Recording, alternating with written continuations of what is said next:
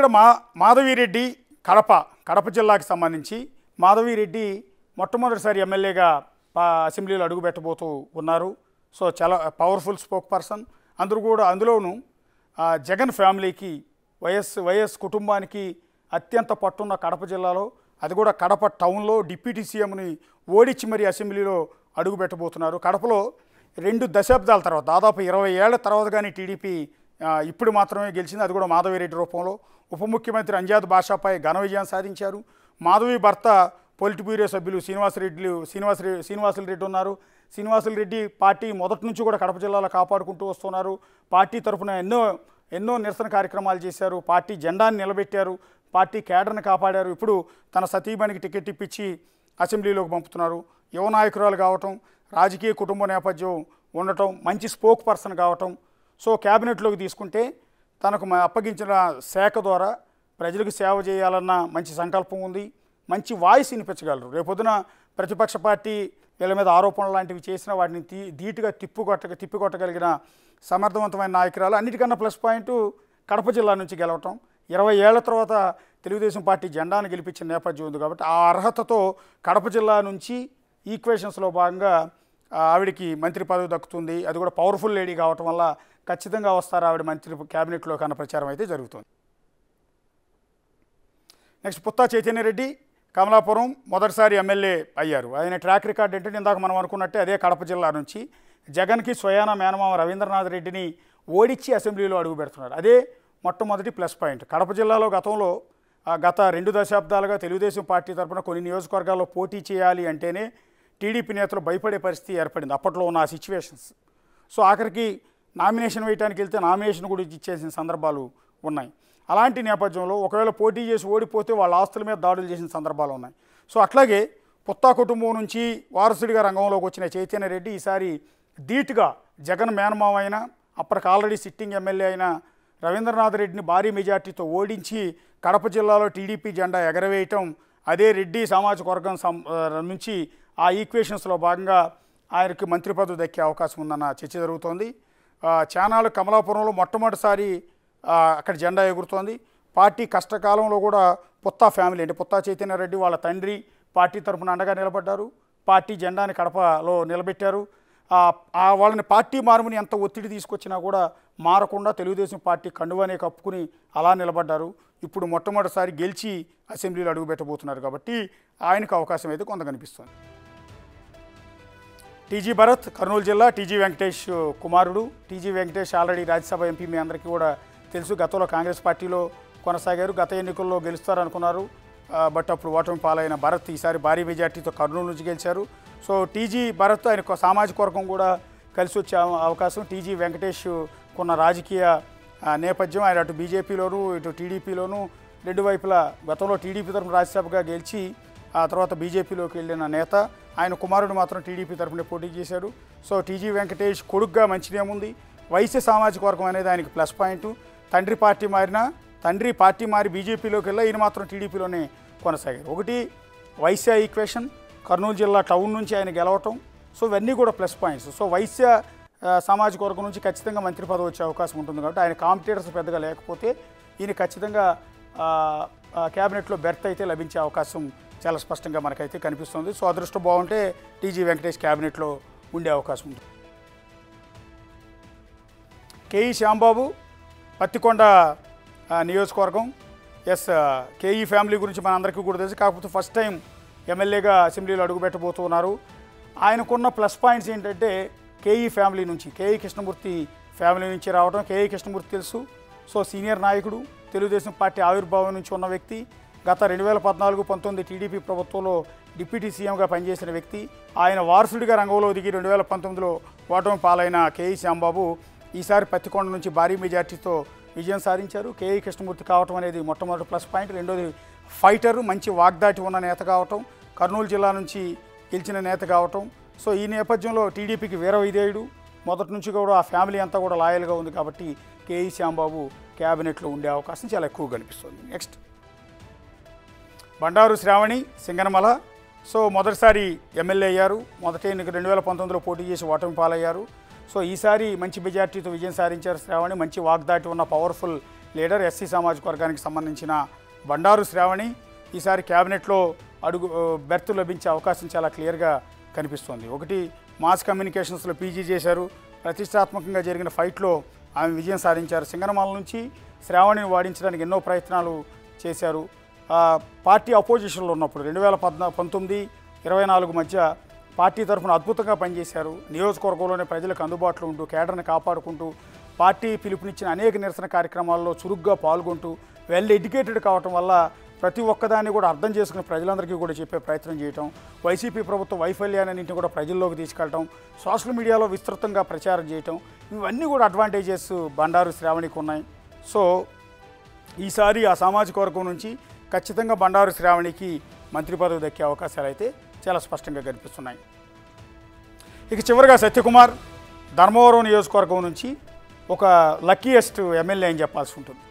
ఎందుకంటే పోటీ చేసిన మొట్టమొదటిసారి ధర్మవరంలో అక్కడ బలమైన నాయకుడు కేతిరెడ్డి వెంకటరామరెడ్డి లాంటి అత్యంత స్టామినా ఉన్న లీడర్ని ఓడించి అసెంబ్లీలో అడుగు పెట్టబోతున్నారు. నిజానికి సత్యకుమార్ బీజేపీలో వెంకయ్యనాయుడుకు పిఏగా ఎన్నో ఏళ్ల పాటు సేవలు అందించిన వ్యక్తి. వెంకయ్యనాయుడు ఆశీస్సులతో రాజకీయాల్లోకి అడుగుపెట్టారు. బీజేపీలో కీలక నేతగా ఎదిగారు. అనేక రాష్ట్రాల ఎన్నికల్లో ఆయా రాష్ట్రాల బీజేపీ ఇన్ఛార్జిగా వ్యవహరించారు. ఆయా రాష్ట్రాల్లో బీజేపీ గెలుపుకు దోహదపడ్డారు. అలాంటి వ్యక్తి చివరికి ఇప్పుడు ఆంధ్రప్రదేశ్లో ధర్మవరం నుంచి పోటీ చేసిన తొలిసారే ఎమ్మెల్యేగా విజయం సాధించారు. బీజేపీ అధిష్టానంతో, జాతీయ నేతలతో, ముఖ్యంగా ఇటు నరేంద్ర మోడీ, అమిత్ షా దగ్గర నుంచి మొదలుపెట్టి గడ్కరీ వరకు ప్రతి ముఖ్యమైన నేతతో కూడా ఆయనకు మంచి సన్నిహిత సంబంధాలు ఉన్నాయి. ఎందుకంటే ఎన్నికల్లో అనేక రాష్ట్రాలకు ఇన్ఛార్జిగా పనిచేసిన అనుభవం కావటం, వెంకయ్యనాయుడు ఆశీస్సులు కూడా ఉండటం, వెంకయ్యనాయుడు దగ్గర పనిచేయటం ఏళ్ల తరబడి. సో ఇటు వెంకయ్యనాయుడు బ్లెస్సింగ్స్, అటు బీజేపీ అధిష్టానం బ్లెస్సింగ్స్తో ఈసారి టికెట్ సంపాదించుకోగలిగారు. హెవీ కాంపిటీషన్ ఉన్నప్పటికీ ధర్మవరంలో పరిటారి శ్రీరామ్ లాంటి వ్యక్తి నాకు ధర్మవరం సీటు కావాలని పోరాటం చేస్తున్నా కూడా అతను కాదని బీజేపీకి ఆ సీటు ఇవ్వడం, బీజేపీ అధిష్టానం సత్యకుమార్కి ఆ సీటు కేటాయించడం, అక్కడ నుంచి కేతిరెడ్డి వెంకటరామరెడ్డిని ఓడించి గెలవటం అనేది ఆయనకు ఉన్న అత్యద్భుతమైన ట్రాక్ రికార్డు. వెంకయ్యనాయుడు శిష్యుడు కావటం, ఆయన ఆశీస్సులు ఖచ్చితంగా ఉంటాయి. సమర్థుడిగా మంచి పేరుంది. వ్యూహాలు రచించడంలో, రాజకీయాన్ని అమలు చేయడంలో మంచి వాగ్దాటి ఉన్న వ్యక్తి, వివాదరహితుడు, సౌమ్యుడు. సో ఇన్ని ప్లస్ పాయింట్స్ ఉన్న సత్యకుమార్ పేరు క్యాబినెట్కి సిఫార్సు చేసే అవకాశం ఉంటుంది. సో ఆయన క్యాబినెట్లో అడుగుపెట్టే అవకాశం కూడా చాలా స్పష్టంగా కనిపిస్తుంది. పులివర్తి నాని చంద్రగిరి నియోజకవర్గం నుంచి చెవిరెడ్డి భాస్కర్ రెడ్డి కుమారుడు చెవిరెడ్డి మోహిత్ రెడ్డిని ఓడించి అసెంబ్లీలో అడుగుపెడుతున్నాడు. గతంలో 3 సార్లు ఎమ్మెల్యేగా పోటీ చేసి ఓటమి పాలయ్యారు. ఆర్థికంగా కూడా తీవ్రంగా నష్టపోయారు. ఆయన గ్రానైట్ క్వారీలపైన, ఆయన వ్యాపారాల మీద దాడులు జరిగాయి. వ్యక్తిగతంగా ఆయన వ్యక్తిత్వంపైన దాడులు జరిగాయి. అంతేకాకుండా ఆయన నిరసన కార్యక్రమాల్లో భాగంగా 2024 ఎన్నికలకు ముందు పెట్రోల్ పోసుకుని తగలబెట్టుకునే ప్రయత్నం చేసి తీవ్ర గాయాలై ఆసుపత్రి పాలయ్యారు. ఆ తర్వాత ఎన్నికల్లో భారీ మెజార్టీతో గెలిచారు. అయితే గెలిచిన తర్వాత కూడా ఆయన మీద హత్యాయత్నం జరిగింది. చెవిరెడ్డి భాస్కర్ రెడ్డి ఆయన కుమారుడు దాడి చేయించారని ఆయన ఆరోపించారు. అది కూడా యూనివర్సిటీలో స్ట్రాంగ్ రూమ్ దగ్గరికి వెళ్తున్న సందర్భంలో ఆయన పైన పట్టపగలే అత్యంత దారుణంగా కారులలో వచ్చి ఆయన పైన అత్యంత దారుణమైన దాడులు చేశారు. బీరు బాటిల్తో దాడి చేశారు. చంపేసే ప్రయత్నం చేస్తే త్రుటిలో తప్పించుకున్నారు. ఆయన గన్మెన్ గాల్లో కాల్పులు జరిపి ఆయన కాపాడాల్సిన పరిస్థితి ఏర్పడింది. ఇప్పటికీ కూడా వీల్ చైర్ మీదే ఉన్నారు ఆయన ఆ గాయాలతో. సో అలాంటి పులివర్తి నాని మొదటి నుంచి కూడా పార్టీ తరపున నిలబడ్డారు. ఆ చిత్తూరు జిల్లాలో పర్టికులర్గా కమ్మ సామాజిక వర్గం నుంచి అత్యంత బలమైన నేత. ఈసారి చెవిరెడ్డి కుటుంబాన్ని ఓడించడం అంటే ఆషామాషి వ్యవహారం కాదు. భారీ మెజార్టీతో చెవిరెడ్డి మోహిత్ రెడ్డిని ఓడించి ఇప్పుడు అసెంబ్లీలో అడుగు పెడుతున్నారు. కాబట్టి ఆయన మీద చంద్రబాబు నాయుడుకున్న మంచి ఒపీనియన్, ఆయన అనుభవం, ఆయన వివాదరహితుడు కావటం, పార్టీ అందరి నేతలతో కూడా సౌమ్యంగా వ్యవహరించడం, వీటన్నిటి నేపథ్యంలో పులివర్తి నాని కమ్మ సామాజిక వర్గం నుంచి పర్టికులర్గా క్యాబినెట్లో అడుగుపెట్టే అర్హత అయితే మనకు కనిపిస్తుంది. నల్లారి కిషోర్ కుమార్ రెడ్డి పీలేరు నుంచి తొలిసారి ఎమ్మెల్యేగా పోటీ చేసి అద్భుత విజయం సాధించారు. గత ఎన్నికల్లో పోటీ చేసి ఓటమి పాలయ్యారు. సో ఆయనకున్న అర్హత ఆయన కుటుంబ నేపథ్యం, సామాజిక వర్గ నేపథ్యం. చిత్తూరు జిల్లాలో నల్లారి ఫ్యామిలీకి ఎంత మంచి ట్రాక్ రికార్డు ఉందో అందరికీ తెలుసు. మాజీ సీఎం కిరణ్ కుమార్ రెడ్డికి స్వయాన సోదరుడు కావటం, ఆ తర్వాత కాంగ్రెస్ పార్టీని విడిచిపెట్టి తెలుగుదేశం పార్టీలో చేరటం కావచ్చు. తెలుగుదేశం పార్టీలో చేరినప్పటి నుంచి పార్టీకి అండాదండగా నిలవటం, ఆర్థికంగా పార్టీకి సపోర్ట్ చేయటం, ఆయన ఎంతో ఆర్థికంగా నష్టపోయిన ఎన్ని కేసులు పెట్టినా కూడా పార్టీని వదిలిపెట్టకుండా నిలబడటం, చిత్తూరు జిల్లాలో పార్టీ కేడర్ను కాపాడే ప్రయత్నం చేయటం, వీటన్నిటికన్నా అడ్వాంటేజ్ ఒక సీఎం తమ్ముడు కావటం. వీటన్నిటి నేపథ్యంలో చిత్తూరు జిల్లా నుంచి ఖచ్చితంగా క్యాబినెట్లో ఉండే అవకాశం అయితే నల్లారి కిషోర్ కుమార్ రెడ్డికి మనకు కనిపిస్తుంది. డాక్టర్ థామస్ గంగాధర్ నెల్లూరు నుంచి డిప్యూటీ సీఎం నారాయణస్వామి కుమార్తెను ఓడించి సో ప్రస్తుతం అసెంబ్లీలో అడుగుపెట్టబోతున్నారు డాక్టర్ థామస్. మొదటిసారి అడుగు పెడుతున్నారు కానీ ఆయనకి సామాజిక వర్గం అనేది అడ్వాంటేజ్. అది కూడా డిప్యూటీ సీఎంని ఆల్మోస్ట్ డిప్యూటీ సీఎం కుమార్తె పోటీ చేసినప్పటికీ ఒక విధంగా డిప్యూటీ సీఎం పోటీ చేసినట్టే. కాబట్టి అంతటి బలమైన వ్యక్తిని ఓడించి అసెంబ్లీలో అడుగు పెడుతున్నారు. సామాజిక వర్గం కల్పించే అంశం. అందులోని గంగాధర్ నెల్లూరు నుంచి చాలా కాలం తర్వాత గెలిచారు కాబట్టి ఖచ్చితంగా ఆయనకి మంత్రి పదవి దక్కించే అవకాశం అయితే మనకు కనిపిస్తుంది. మురళీమోహన్ జర్నలిస్టు, సీనియర్ జర్నలిస్టు, అనేక సంస్థల్లో దాదాపు 25 ఏళ్లకు పైగా జర్నలిస్టుగా మంచి అనుభవం ఉంది. అందరితో కూడా కలుపుకోలుగా వ్యవహరిస్తారు. ఆ జర్నలిజాన్ని వదిలిపెట్టి మొన్నటి ఎన్నికల్లో తెలుగుదేశం పార్టీ తరఫున సీటు సంపాదించి ఆ తర్వాత అనూహ్యంగా మొట్టమొదటి ఎన్నికల్లోనే భారీ మెజార్టీతో మురళీమోహన్ గెలిచారు. సో పార్టీలో మొదటి నుంచి రాజకీయ అనుభవం లేకపోయినప్పటికీ జర్నలిస్టుగా చాలా మంచి అనుభవం ఉంది. జర్నలిస్టు సంఘాల నాయకుడిగా అనేక పోరాటాలు, జర్నలిస్టు హక్కుల కోసం పోరాటాలు చేసిన మురళీమోహన్ ఎస్సీ సామాజిక వర్గం నుంచి ఆయన పూతలపట్టు నుంచి అక్కడున్న ఎంఎస్ బాబు, అక్కడ సిట్టింగ్ ఎమ్మెల్యే ఎంఎస్ బాబు, ఆ తర్వాత ఆయనకి టికెట్ ఇవ్వకపోతే వేరే ఒకరికి ఇచ్చారు. వాళ్ళని ఓడించి అసెంబ్లీలో అడుగు పెడుతున్నారు. మంచి వాగ్దాటి ఉన్న వ్యక్తి, ఎలాంటి అలిగేషన్స్ కూడా లేని క్లీన్ చిట్ ఉన్న ఆ వ్యక్తి మురళీమోహన్. సో జర్నలిస్టు నేపథ్యం కావటం కావచ్చు, సో ఆర్థికంగా బలమైన వ్యక్తి కాకపోయినా కూడా అక్కడున్న ప్రత్యర్థులు ఓడించి కేవలం అంతకుముందు జర్నలిస్టుగా సంస్థ ఇచ్చే జీతంతో బతికిన ఒక సాధారణ పౌరుడు, ఒక విధంగా చెప్పాలంటే ఒక కామన్ మ్యాన్, ఈరోజు ఎమ్మెల్యే అయ్యి అసెంబ్లీలో అడుగు పెడుతూ ఉన్నారు. సో టీడీపీ నేతలతో సన్నిహిత సంబంధాలు ఉన్నాయి. చంద్రబాబు నాయుడికి దగ్గర చాలా మంచి నేమ్ ఉంది, లోకేష్ దగ్గర మంచి నేమ్ ఉంది. కాబట్టి ఆ సామాజిక వర్గం కలిసి వచ్చే అంశం, జర్నలిస్టు నేపథ్యం, అనేక అంశాల మీద నైపుణ్యం ఉండటం, అనుభవం ఉండటం, ఏ అంశం మీద అయినా కూడా మాట్లాడగలిగిన సామర్థ్యం ఉన్న వ్యక్తి, వాగ్దాటి ఉన్న వ్యక్తి కావటం వల్ల ఇలాంటి వ్యక్తి క్యాబినెట్లో ఉంటే ప్రజలకు మంచి సేవ చేస్తాడన్న ఒపీనియన్ పార్టీలో ఉంది. కాబట్టి మురళీమోహన్ కూడా రేసులో ఉన్నారు. నెక్స్ట్ క్యాబినెట్ రేసులో ఉన్న మహిళ గౌతు శిరీష. స్వాతంత్ర ఉద్యమంలో పాల్గొన్న గౌతు లచ్చన్నకు మనవరాలు, గౌతు శ్యామ్ సుందర్ శివాజీ కుమార్తె. ఇటీవల 2014-19 మధ్యలో అప్పుడు వాళ్ళ నాన్నగారు ఎమ్మెల్యేగా ఉన్నారు, ఎంతో సీనియర్ ఎమ్మెల్యేగా ఉన్నారు. ఆ తర్వాత 1924 మధ్యలో శ్యామ్ సుందర్ శివాజీ ఓటమి పాలయ్యారు. ఆ తర్వాత పార్టీని హ్యాండిల్ చేసింది గౌతు శిరీష. సో ఒక మహిళగా ఎన్నో ప్రాబ్లమ్స్ని ఫేస్ చేసింది, ఎన్నో అవమానాలను శిరీష తట్టుకొని నిలబడగలిగింది. ఒక విధంగా చెప్పాలంటే శ్రీకాకుళం జిల్లాలో తెలుగుదేశం పార్టీ నిలబడి ఇవాళ క్లీన్ స్వీప్ చేసే పరిస్థితికి వచ్చింది అంటే దానికి మూల కారణం ఒకళ్ళు అచ్చెన్నాయుడు అయితే, రెండో వాళ్ళు గౌతు శిరీష అని చాలా స్పష్టంగా చెప్పొచ్చు. పార్టీ మారమని ఆవిడ మీద ఎన్నో ఒత్తిళ్ళు వచ్చాయి. అలాగే అదే పలాస నియోజకవర్గం నుంచి అప్పుడు ఎమ్మెల్యేగా గెలిచి మంత్రి కూడా అయిపోయిన సీదిరి అప్పలరాజు నుంచి పర్టికులర్గా ఆవిడ ఎన్నో ప్రాబ్లమ్స్ని ఫేస్ చేశారు, ఎన్నో కేసులు ఫేస్ చేశారు. ఆఖరికి గౌతు లచ్చన్న విగ్రహాన్ని కూడా అక్కడ తొలగించే ప్రయత్నం చేసిన సందర్భంలో కూడా ఆమె ఒక వీర వనిత మాదిరిగా ఫైట్ చేసింది, పార్టీని కాపాడింది, పార్టీ క్యాడర్కు అండగా నిలబడింది. ఆమె మీద ఎన్నో అలిగేషన్స్ చేశారు. ఒక మహిళని కూడా చూడకుండా ఆవిడ మీద ఎన్నెన్నో ఆరోపణలు చేశారని పబ్లిక్గా మీడియా ముందు జనాల ముందు కన్నీళ్లు పెట్టుకున్న పరిస్థితి గౌతు శిరీషది. సో అలాంటి గౌతు శిరీష, గౌతు లచ్చన్న కుటుంబం నుంచి వచ్చిన గౌతు శిరీషకు ఖచ్చితంగా మంత్రి పదవి ఇస్తారు అనేది ఇప్పుడు జరుగుతున్న డిస్కషన్. తెలుగుదేశం పార్టీలో కూడా ఆమెకు మంచి నేమ్ ఉంది. చంద్రబాబు నాయుడు దగ్గర, నారా లోకేష్ దగ్గర, రాష్ట్రంలో ఉన్న పార్టీ ముఖ్య నేతలందరి దగ్గర కూడా గౌతు శ్యామ్ సుందర్ శివాజీ కుమార్తె గౌతు శిరీష అంటే ఎంతో అభిమానం ఉంటుంది. సో ఆ కారణంతోనే ఆవిడ ఖచ్చితంగా క్యాబినెట్లోకి వచ్చే అవకాశం ఉందని ప్రచారం జరుగుతోంది. ఇందాక నేను చెప్పాను, గౌతు శ్యామ్ సుందర్ శివాజీ కుమార్తె కావటం, జిల్లాలో వైసీపీని ధీటుగా ఎదుర్కోవటం, మహిళా నాయకురాలుగా మంచి గుర్తింపు. రెండోది, పార్టీ తరఫున పార్టీ వాదనని, పార్టీ కష్టాల్లో ఉన్నప్పుడు, అప్పుడు అధికారంలో ఉన్న వైఎస్ఆర్ కాంగ్రెస్ పార్టీ అలిగేషన్స్ చేసినప్పుడు వాటిని తిప్పికొట్టడం, ప్రజల్లోకి పార్టీ గురించి చెప్పే ప్రయత్నం చేయటం, ఇదంతా కూడా మంచి వాగ్దాటి ఉన్న గౌతు శిరీష ముందుకు తీసుకెళ్ళింది. సీదిరి అప్పలరాజుని చాలా సీరియస్గా ఫేస్ చేసిన మహిళ. సీదిరి అప్పలరాజుని తట్టుకోవడం అంటే అంత ఆషామాషి వ్యవహారం కాదు. రెండోది, దువ్వాడ శ్రీనివాస్, అక్కడ వైసీపీలో చాలా స్ట్రాంగ్ లీడర్, ఇప్పుడైతే ఓడిపోయారు కానీ మంచి నోటి ఇది ఎక్కువ ఉన్న లీడర్. సో అతన్ని ఫేస్ చేసింది గౌతు శిరీష. నెక్స్ట్ అదే శ్రీకాకుళం జిల్లాకి సంబంధించిన అదితి గజపతిరాజు విజయనగరం అసెంబ్లీ నియోజకవర్గం నుంచి గెలిచారు.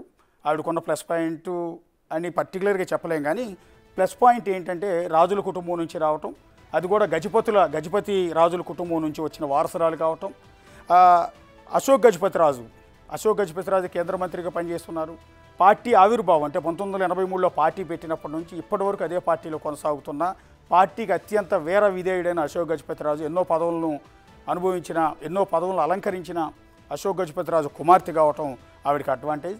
రెండోది, ఆ విజయనగరం జిల్లాలో గజపతిరాజులు, బొబ్బిలి రాజులు ఇద్దరు రాజులు వర్గాలు ఉంటాయి. గతంలో అంటే ఇద్దరు రాజుల కుటుంబాల మధ్య కూడా విపరీతమైన ఘర్షణలు అన్నీ కూడా మనకు తెలుసు అప్పట్లో. సో ఇప్పుడు అదే గజపతిరాజుల కుటుంబం నుంచి వచ్చిన మొట్టమొదటి వారసురాలు కావటం. ఆనంద గజపతిరాజు కుటుంబం నుంచి సంచయిత గజపతిరాజు వచ్చారు.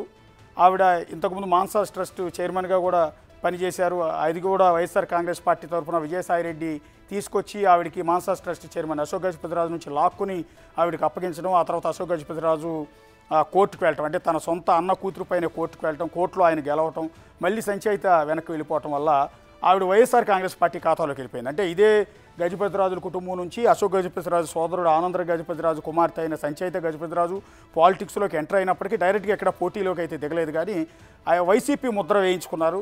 మాన్సాస్ ట్రస్ట్ చైర్మన్గా అశోక్ గజపతి నుంచి లాక్కున్నారన్న అపవాదం ఉండటం వల్ల ఆవిడ ఆ తర్వాత ఏమైపోయారో కూడా తెలియదు. అందువల్ల ఎంటైర్ గజపతిరాజుల కుటుంబంలో అశోక్ గజపతిరాజు, ఆనంద గజపతిరాజు తర్వాత జనరేషన్లో అంటే నెక్స్ట్ జనరేషన్లో వచ్చిన లేడీ అతిథి గజపతిరాజు కావటం. సో ఆవిడ విజయనగరం జిల్లా కేవలం అశోక్ గజపతిరాజు కుమార్తె అన్నదే పెద్ద plus point. So Ashok Gajapathiraju ఈసారి ఎన్నికల్లో పోటీ చేయలేదు కాబట్టి గజపతిరాజుల కుటుంబం తరపు నుంచి ఆవిడకి మంత్రి పదవి వస్తుంది అని కొంత డిస్కషన్ అయితే జరుగుతోంది. లోకం మాధవి నెల్లిమర్ల నియోజకవర్గం నుంచి మొదటిసారి ఎమ్మెల్యేగా పెరిగించారు. అత్యంత ధనికురాలైన ఎమ్మెల్యేగా కూడా ఆవిడే.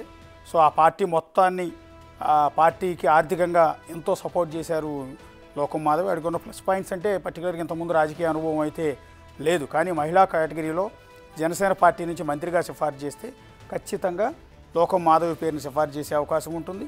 సో అందులోనూ బొత్స కుటుంబాన్ని ఫేస్ చేసి ఓడించి అసెంబ్లీలో అడుగు పెడుతున్న వ్యక్తి, జనసేనలో పవర్ఫుల్ లీడర్, అందులోనూ ఆర్థికంగా కూడా ఆ పార్టీని ముందుండి నడిపించిన మహిళ కావటం వల్ల ఆవిడ పేరు ఎక్కువగా సిఫార్సు చేసే అవకాశం ఉంటే మహిళా కోటాలో ఆవిడ జనసేన కోటా నుంచి మంత్రి అయ్యే అవకాశం కనిపిస్తుంది. నెక్స్ట్ నిమ్మక జయకృష్ణ పాలకొండ నుంచి ఎస్టీ సామాజిక వర్గం నుంచి అక్కడున్న సిట్టింగ్ ఎమ్మెల్యే సత్యవతిని ఓడించి అసెంబ్లీలో అడుగు పెడుతున్నారు. సో ఆయనకున్న సామాజిక వర్గం అడ్వాంటేజ్ అవుతుంది. ఖచ్చితంగా అక్కడ ఉన్న సిట్టింగ్ ఎమ్మెల్యేని ఓడించి అసెంబ్లీలో అడుగుపెట్టారు కాబట్టి యంగ్స్టర్ కావటం సామాజిక వర్గం ప్లస్ పాయింట్. రెండోది పాలకొండ శ్రీకాకుళం జిల్లా నుంచి గెలిచిన వ్యక్తి కావటం వల్ల పవన్ కళ్యాణ్ ఆయన కూడా మంత్రి పదవికి సిఫార్సు చేసే అవకాశం ఉంటుంది కాబట్టి ఒకవేళ చేస్తే ఆయన కూడా మంత్రి పదవి దక్కే అవకాశం ఖచ్చితంగా కనిపిస్తుంది. యనమల దివ్య ఈస్ట్ గోదావరి జిల్లాకి సంబంధించి మొదటిసారి ఎమ్మెల్యేగా గెలుపొందారు. అయితే ఖచ్చితంంగా క్యాబినెట్లో ఉంటారా లేదా అనేది చెప్పలేం, కానీ ఆవిడకున్న అర్హత ఏంటంటే యనమల రామకృష్ణుడి కుమార్తె కావటం. పార్టీ నుంచి మొదటి నుంచి 1983లో పార్టీ పెట్టినప్పటి నుంచి పార్టీలోనే కొనసాగి అనేకసార్లు ఆర్థిక శాఖ మంత్రిగా స్పీకర్గా పనిచేసిన అనుభవం ఉన్న, పార్టీలో ముఖ్యమైన నాయకుడిగా ఉన్న, పార్టీ పొలిట్ బ్యూరో నేతగా ఉండి చంద్రబాబుతో అత్యంత సన్నిహితంగా ఉండి యనమల రామకృష్ణుడు ఈసారి తప్పుకుని ఆయన కుమార్తెకు సీటు ఇచ్చారు.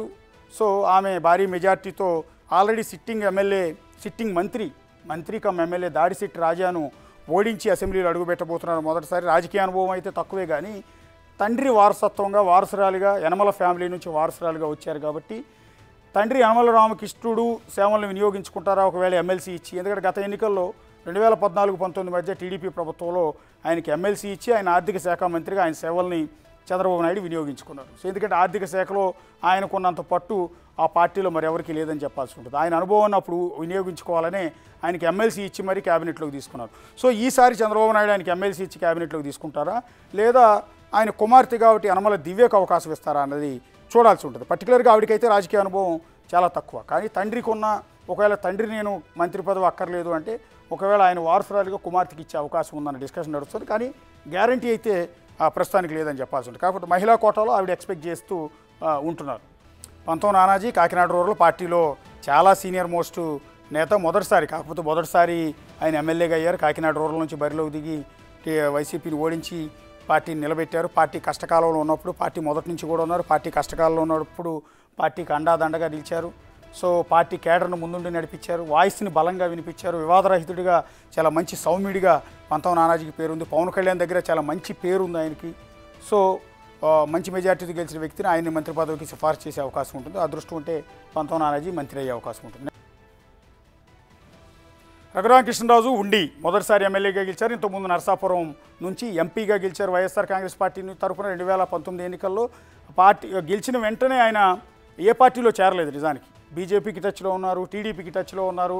ఆ తర్వాత జగన్తో వైరం, ప్రతిరోజు కూడా జగన్ని విమర్శించడం కావచ్చు, ప్రభుత్వ విధానాలను ప్రశ్నించడం కావచ్చు, ఈ విషయంలో ఒక ట్రేడ్ మార్క్ అయిపోయారు రఘురామకృష్ణరాజు. త్రిబులార్ అని పిలిచే రఘురామకృష్ణరాజు ఆ తర్వాత 2000 మొన్న జరిగిన ఎన్నికల్లో ఈసారి ఎంపీగా కాదు, నాకు ఎమ్మెల్యే టికెట్గా కావాలి అని పట్టుబడితే చంద్రబాబు నాయుడు ఆల్రెడీ ఉండి సిట్టింగ్ ఎమ్మెల్యే రామరాజును పక్కన పెట్టి మరీ ఆయనకి సీట్ ఇవ్వడం అనేది జరిగింది. సో ఆయన మళ్ళీ ఎంపీగా కాకుండా ఈసారి నేను ఎమ్మెల్యేగా పోటీ చేయాలి, నేను అసెంబ్లీలో స్పీకర్ని అవ్వాలన్న కోరిక ఆయన బహిరంగంగానే చెప్పేస్తున్నారు. ఖచ్చితంగా నాకు స్పీకర్ పదవి ఇస్తారు చంద్రబాబు నాయుడు, నేను అవ్వాలన్న కోరిక ఉంది అని. ఎందుకంటే ఆయన ఎంపీగా వైఎస్ జగన్ అంటే సొంత పార్టీకి సంబంధించిన వైఎస్ జగన్ ముఖ్యమంత్రిని విమర్శించిన సందర్భంలో అప్పటి సిఐడి అధికారులు పివి సునీల్ ఆయన్ని అరెస్టు చేసి తీసుకెళ్ళి ఒక చీకటి గదిలో పెట్టి కొట్టించారన్న ఆరోపణలు కూడా ఉన్నాయి. ముసుగు వేసి మరీ ఆయన అత్యంత దారుణంగా కొట్టారు. ఒక ఎంపీని కొట్టించారు, జగన్ ఆదేశాలతో నన్ను దారుణంగా హింసించారు, కొట్టించారని ఎన్నోసార్లు ఆరోపణలు చేసిన పరిస్థితి కూడా ఉంది. సో ఇన్ని ప్రాబ్లమ్స్ని ఫేస్ చేసిన వ్యక్తి అతను కొన్నేళ్ల పాటు అయితే ఆయన సొంత నియోజకవర్గం నరసాపురం వైపు, సొంత ఊరు మొగల్తూరు వైపు కానీ ఎక్కడికి అడుగు కూడా పెట్టనివ్వలేని పరిస్థితి. ఆయన ఒక దశలో ఢిల్లీలోనే ఉండిపోయిన పరిస్థితి. ఎన్నికల ముందు మాత్రమే మళ్ళీ నియోజకవర్గంలో అడుగుపెట్టారు. ఆ రకమైన దారుణమైన సిచ్యువేషన్స్ని ఆయన ఫేస్ చేస్తున్నారు. సో చంద్రబాబు నాయుడు దగ్గర మంచి మార్కులు ఉన్నాయి. వైసీపీ తరఫున గెలిచినా కూడా టీడీపీ వాయిస్ ఎక్కువగా వినిపించారు. చంద్రబాబు నాయుడుకి అనేక సందర్భాల్లో ఢిల్లీ వెళ్ళిన సందర్భాల్లో అండగా నిలబడ్డారు.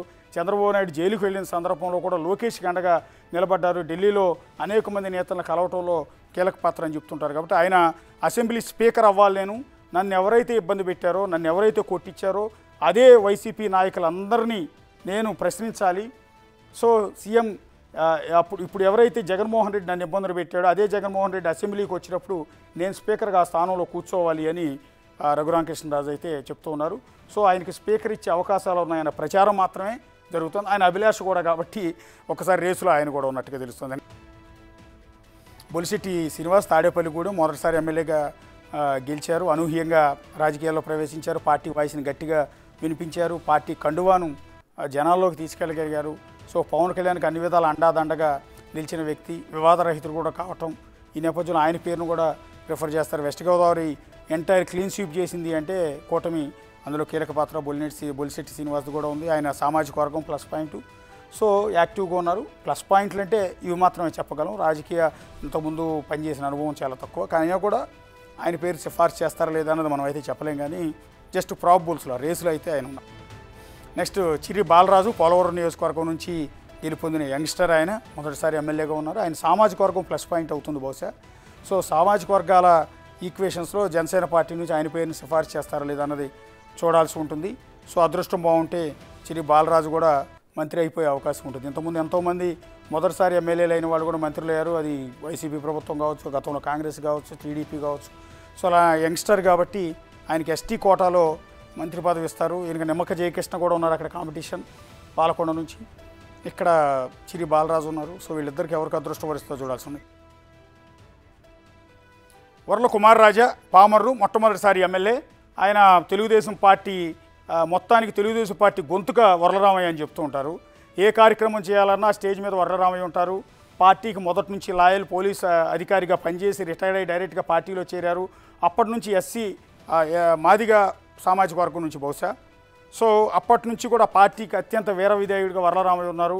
ఆయన పోటీ చేసి ఓడిపోయారు. ఆ తర్వాత రాజ్యసభ వర్లరామయ్యకి ఇస్తా అన్నారు, కానీ కొన్ని పరిస్థితుల కారణంగా లాస్ట్ మినిట్లో ఆయనకి ఇవ్వకపోవటం, ఆయన రాజ్యసభను వేరే వాళ్ళకి ఇప్పించిన సందర్భం. అప్పటి నుంచి కూడా ఆ పదవి మీద ఆశలు పెట్టుకున్నారు వర్లరామయ్య. అయినా కూడా పదవులు లభించకపోయినా చిన్న చిన్న ఆర్టీసీ చైర్మన్ లాంటి చిన్న చిన్న పోస్టులు ఇచ్చినా వాటితో సంతృప్తిపడి ఈరోజు కూడా పార్టీ తరఫున పార్టీకి బ్రాండ్ అంబాసిడర్ అయిపోయాడు వర్లరామయ్య. ఒక విధంగా చెప్పాలి అంటే ఏ పదవులు లభించకపోయినా కూడా.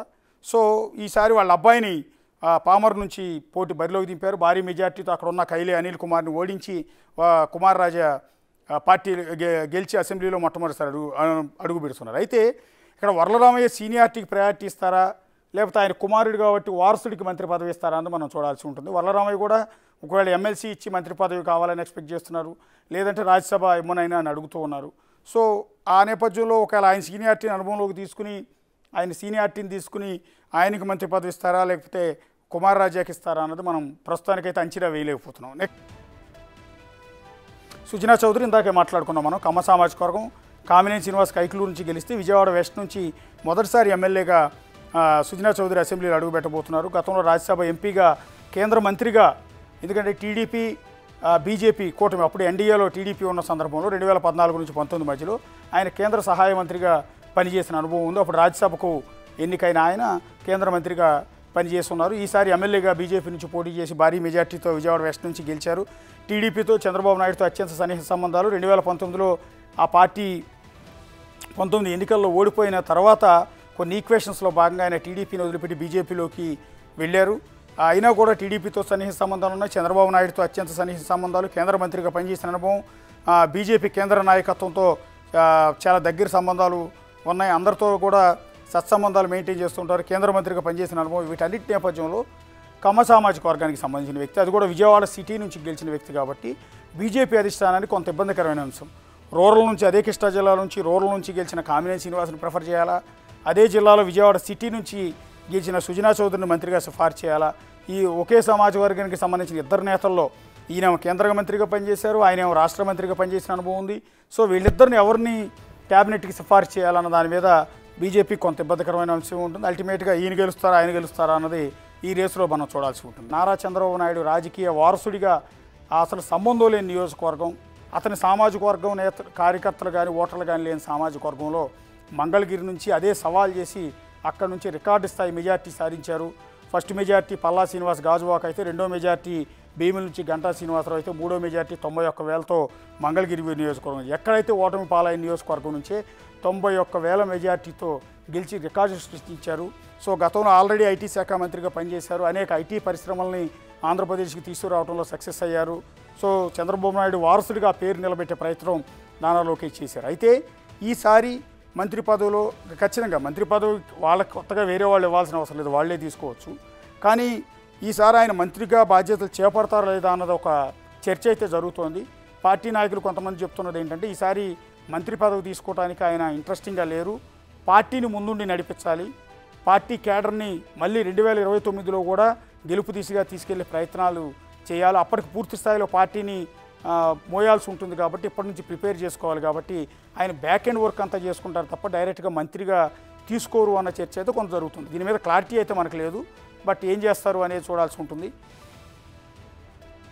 జూలకంటి బ్రహ్మారెడ్డి ఖచ్చితంగా క్యాబినెట్లో ఉండే అర్హత సంపాదించుకున్న వ్యక్తి బ్రహ్మారెడ్డి. మొట్టమొదటిసారి ఎమ్మెల్యే, గతంలో వాళ్ళ తల్లిగారు అదే మాచర్ల కాన్స్టిట్యున్సీలో ఎమ్మెల్యేగా గెలిచారు. ఆ తర్వాత పిన్నెల్లి రామకృష్ణారెడ్డి వరుసగా 4 సార్లు విజయం సాధించిన పిన్నెల్లి రామకృష్ణారెడ్డి ఆ పార్టీలో వైఎస్ఆర్ కాంగ్రెస్ పార్టీలో అత్యంత వివాదాస్పదమైన ఎమ్మెల్యేగా మాచర్ల కాన్స్టిట్యున్సీలో పల్నాడులో పర్టికులర్గా వివాదాస్పదమైన వ్యక్తిగా పిన్నెల్లి రామకృష్ణారెడ్డికి పేరుంది.